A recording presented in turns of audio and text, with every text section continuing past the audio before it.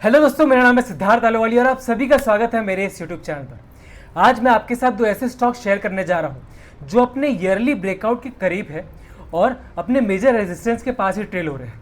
और अगर ये अपने मेजर रेजिस्टेंस को ब्रेक करके सस्टेन करके फिर हमें एक रिवर्सल देखने के लिए इसमें अगर मिलता है तो काफ़ी अच्छे चांसेस मिलते हैं कि इसमें हमें 8 से 10% तक का प्रॉफिट देखने के लिए मिले।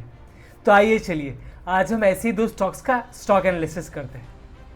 तो जैसे कि आप स्क्रीन पर देख सकते हैं, जो पहला स्टॉक जिसके बारे में मैं अभी बात करने जा रहा हूँ उसका नाम है ग्लोबल इंडस्ट्रीज लिमिटेड। ये स्टॉक जो है इसने अपना जो मेजर जो रेजिस्टेंस या फिर जो टॉप कह सकते हो वो 145 पर बनाया था और उसके बाद लगातार ये डाउनवर्ड ट्रेंड में था, जहाँ पर इसने ऑलमोस्ट 70% का करेक्शन दिया। मैंने यहाँ पे आपकी स्क्रीन पर एक मेजर रेजिस्टेंस मार्क करके रखा हुआ है जो है 90 पर, जो है 89 पर। और यहाँ पर जैसे कि आप स्क्रीन पर देख सकते हैं स्टॉक ने मल्टीपल टाइम्स को इस रेजिस्टेंस को ब्रेक करने की कोशिश की थी और फाइनली ऑलमोस्ट 1.5 साल बाद ये स्टॉक अपने इस मेजर रेजिस्टेंस पर आ गया है। और इसने जब अपने बॉटम से ऑलमोस्ट 35% का एक पॉजिटिव मूव दिया है और अगर अब ये स्टॉक इसे ब्रेक करके सस्टेन कर जाता है तो इसमें हमें और लगभग 15 से 20% तक का मूव देखने के लिए मिल सकता है। अब अगर अभी आप कहेंगे कि भाई सिद्धार्थ ये तो ऑलरेडी इतना बड़ा मूव दे चुका है, तो क्या इसमें और भी चांसेस बनते हैं कि ये और जितना मूव देगा? जी हाँ, बिल्कुल बन सकते हैं, क्योंकि कभी भी किसी स्टॉक की गारंटी नहीं होती है कि अगर वो यहाँ पे एक बार आके उसने बहुत अच्छा खासा मूव दे दिया तो उसके बाद वहाँ से रिवर्सल ही दे देगा या फिर वापस से ऊपर जाएगा ही नहीं। क्योंकि जैसे कि आप देख सकते हैं इसने ऑलमोस्ट जनवरी 2024 में अपना हाई बनाया था जो 148 का था और काफ़ी चांसेस बनते हैं कि ये काफ़ी लंबे समय के बाद ये इसे वापस से उस टारगेट को अचीव करने की कोशिश करें।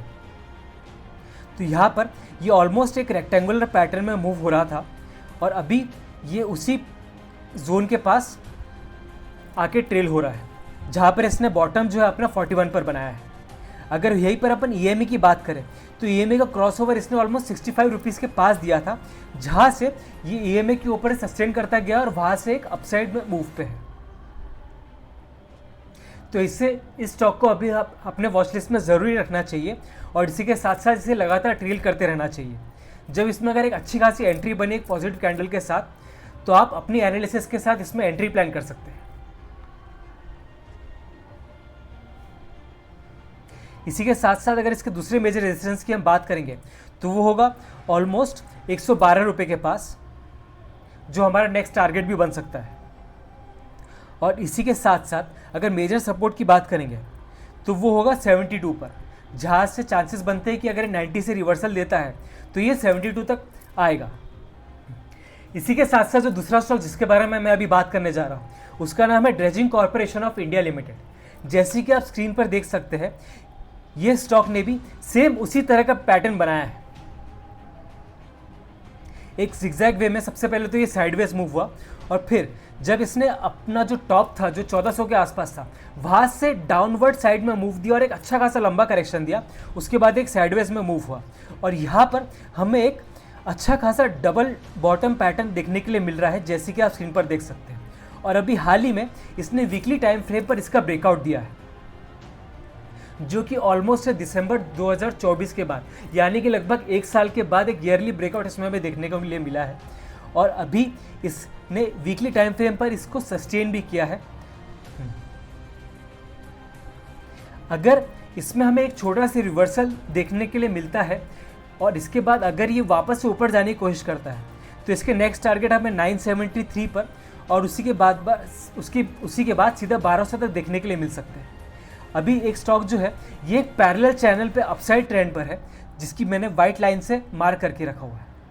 इसी के साथ साथ अगर EMA की बात करेंगे तो जैसे कि आप स्क्रीन पर देख सकते हैं 9 और 50 EMA पर वीकली एनालिसिस पर इस स्टॉक ने लगातार उसके ऊपर ही ट्रेल हुआ है और इस पॉइंट से इसने ऑलमोस्ट अब तक 25% तक का मूव हमें अपसाइड में दे चुका है।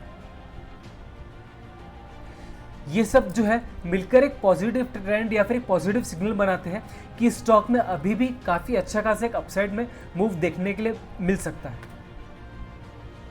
मेजर रेजिस्टेंस की बात करेंगे तो वो होगा 974 पर। उसी के साथ साथ अगर सपोर्ट की बात करेंगे तो चांसेस बनेंगे कि ये स्टॉक अब वापस से जो है 770 के आसपास अपना एक रेजिस्टेंस बनाए हुए है। इसी के साथ साथ जो पहला इसका जो रेजिस्टेंस बनेगा वो 826 पर भी बन सकता है।